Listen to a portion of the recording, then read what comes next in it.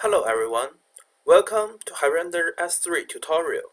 In this video, I will introduce how to send MTC to control other content.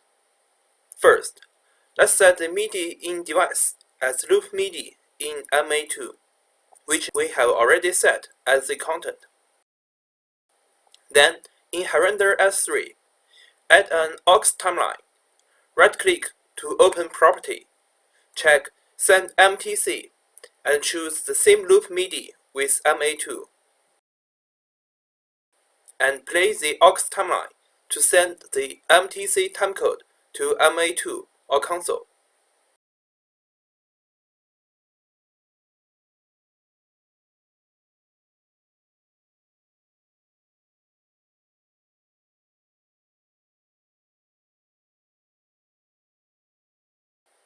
We can also send MTC in program mode.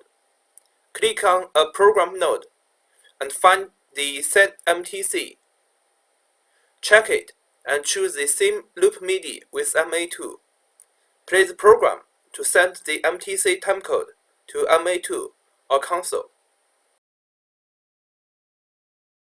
That's all for how to send MTC in Hirender S3. See you next video.